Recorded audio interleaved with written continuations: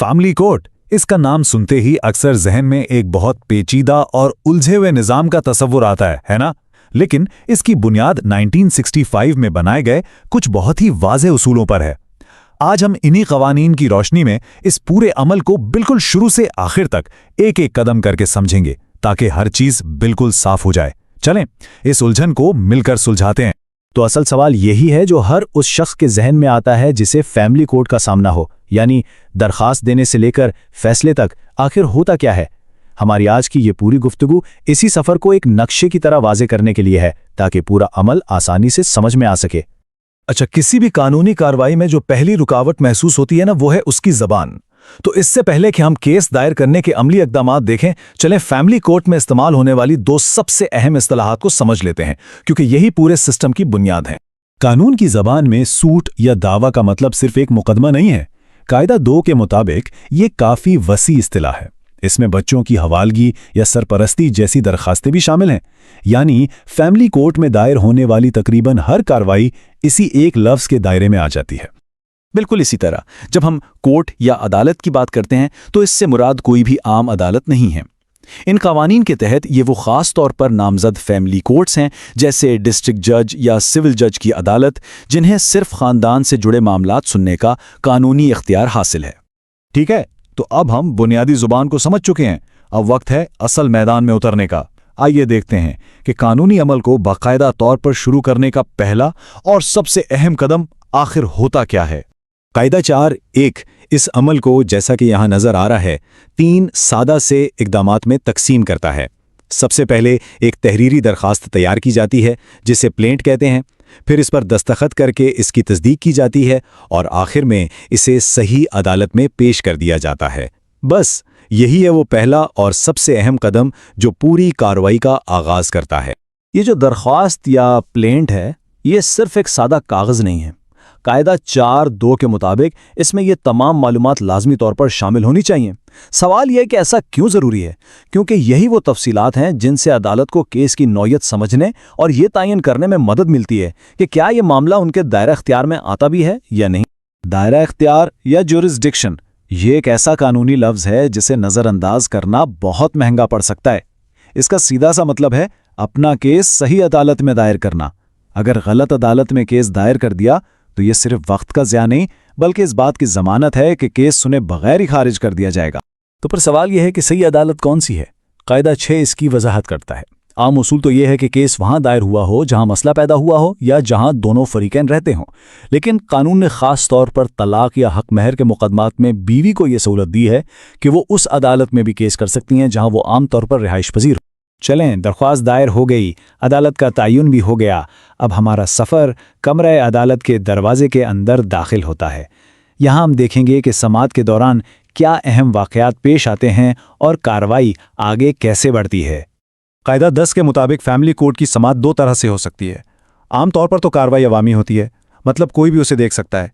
लेकिन चूंकि ख़ानदानी मामलात बहुत हसास होते हैं, अगर अदालत मुनासिब समझे या दोनों फरीक़ैन दरख्वास्त करें तो कार्रवाई को इन कैमरा यानी निजी तौर पर भी किया जा सकता है, ताकि राजदारी मुकम्मल तौर पर बरकरार रहे। गवाहों के बयानात रिकॉर्ड करने का अमल बहुत मुनज़्ज़म और शफाफ होता है। कायदा 10(a) के मुताबिक जज खुद गवाही लिखता है, उसे गवाह को पढ़कर सुनाता है और उसकी तस्दीक लेता है। और यहाँ एक बहुत अहम नुक्ता है, जज गवाही के दौरान गवाह के रवैये, जैसे उसकी घबराहट या एतमाद पर अपने तासुरात भी रिकॉर्ड कर सकता है। ये चीज़ बाद में गवाही की साख्त परखने में बहुत मददगार साबित होती है। अच्छा, तमाम गवाहियाँ और सबूत पेश किए जा चुके हैं, समाअत मुकम्मल हो गई है। अब मुकदमा अपने मंतकी अंजाम की तरफ बढ़ता है। आइए देखते हैं कि एक फैमिली कोर्ट का केस किन मुख्तलिफ तरीकों से अपने इख्तिताम को पहुंच सकता है। एक केस का खात्मा कई तरह से हो सकता है। सबसे बेहतरीन सूरत हाल तो समझौता है, जहां फरीकैन अदालत की मदद से बाहमी रजामंदी पर पहुंच जाते हैं। लेकिन अगर ऐसा ना हो तो दूसरे रास्ते भी हैं। अगर मुद्दई यानी केस करने वाला पेश ना हो तो केस खारिज हो सकता है। अगर मुद्दा अलह यानी जिस पर केस किया गया है वो गैर हाजिर हो तो एक तरफा फैसला हो सकता है। और आखिर में अगर दोनों फरीकैन अपना केस लड़ें तो मुकम्मल समाअत के बाद अदालत बाकायदा फैसला सुनाती। ये नंबर बहुत अहम है, इसे याद रखिएगा।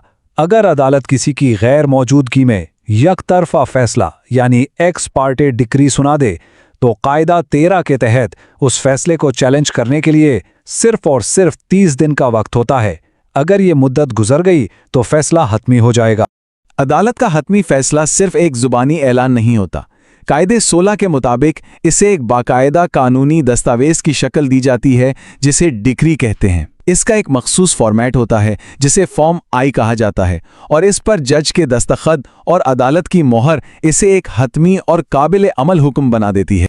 तो फैसला आ गया, लेकिन क्या यहां कहानी खत्म हो जाती है? हमेशा नहीं। इस आखिरी हिस्से में हम देखेंगे कि फैसले के बाद क्या ऑप्शंस होते हैं, जैसे कि फैसले से इख्तलाफ की सूरत में अपील करना और अपने केस के रिकॉर्ड तक रसाई हासिल करना। और ये देखें, एक बार फिर 30 दिन की मुद्दत, ये एक और अहम डेडलाइन है। कायदा 22 के मुताबिक अगर कोई फरीक अदालत के फैसले से मुतमईन नहीं है तो उसके पास डिग्री जारी होने के बाद अपील दायर करने के लिए सिर्फ 30 दिन का वक्त होता है। इस तारीख को नजरअंदाज करने का मतलब अपील करने के हक से महरूम होना हो सकता है।